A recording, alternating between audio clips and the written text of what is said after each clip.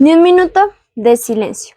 En el costado occidental del departamento del Valle del Cauca, tras montañas verdes, árboles inmensos y nubes brillantes, se esconde el municipio de Trujillo. Posee un escudo de armas que bajo su lema Paz y Progreso, y tras las riquezas representadas en un cuerno con monedas, esconde historias inimaginables de dolor y muerte. Con 970.016 habitantes, según la información territorial del departamento, se describe su clima como templado y oceánico. Su topografía quebrada se cubre de café como principal producto, siendo un municipio poco nombrado, pero con una historia que nos identifica como colombianos. Entre los años de 1986 y 1994, este paisaje es testigo mudo de una terrible historia que cual fantasma le recordará día y noche y le convertirá en un lugar tristemente célebre.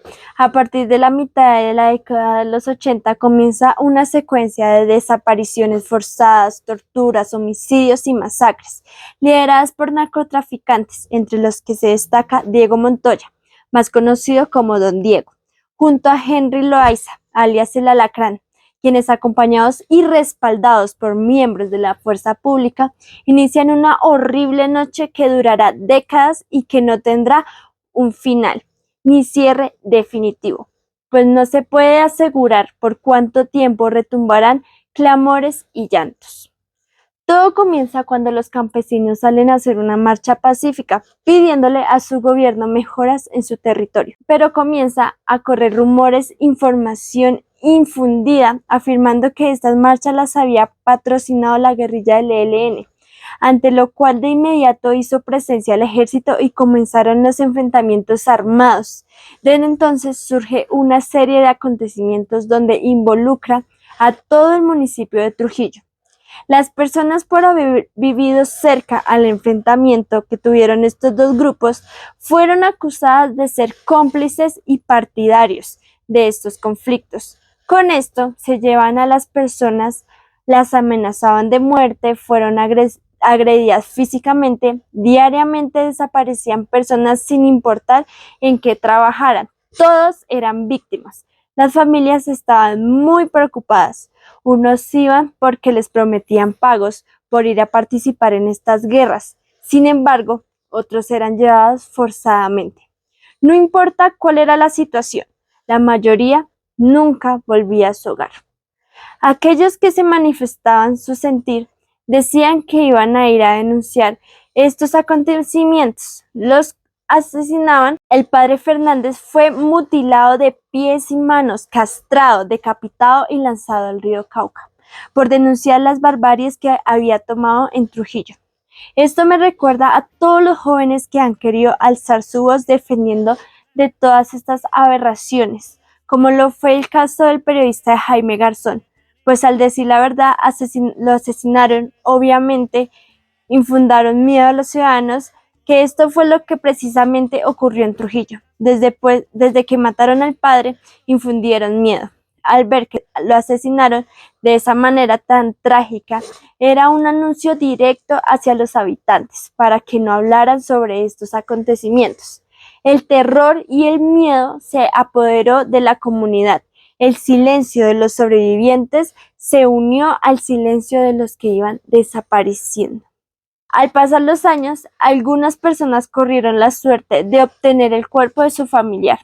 Sin embargo, hay algunos que hasta el día de hoy siguen con la esperanza de saber qué ocurrió con ellos. Esto es un tema que ocurre en toda Colombia, donde todos seguimos viviendo estas terribles masacres, donde hay 6.402 ejecuciones extrajudiciales, 9.659.204 víctimas del conflicto armado, 1.461 líderes, lideresas y defensores de los derechos humanos asesinados desde la firma del acuerdo de paz, periodistas, artistas y estudiantes asesinados, como el caso de Dylan Cruz, un joven recién graduado peleando por una educación digna. Fue asesinado por agente del SMAT y al pasar ya 5 años, hasta ahora se está solucionando este caso. ¿Cómo es posible si las evidencias son tan claras? Esto y mucho más hacen parte de las masacres de nuestro país.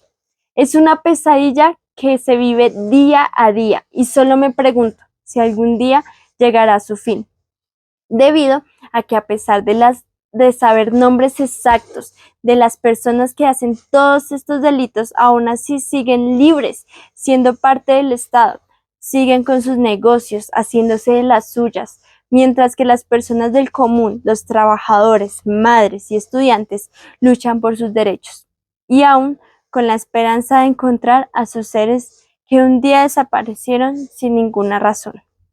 Y me pregunto, ¿cómo es que el caso de Henry Loaiza, que con todas las pruebas de los habitantes de Trujillo, hasta el año pasado, el 12 de octubre, fue enviado a prisión y por parte del señor Diego Montoya, que aparte de las masacres de Colombia, logró ser uno de los mayores exportadores de cocaína a Estados Unidos? ¿Qué más se puede esperar si hasta Colombia ha tenido un expresidente que ha cometido miles de delitos y hay pruebas y aún así no está en la cárcel? Colombia, un país de personas amables a nivel mundial, sufriendo todas estas masacres y todo este océano de sangre, ¿hasta cuánto? Realmente esto duele bastante. Personas que luchan por justicia y la verdad son calladas por miedo o muerte.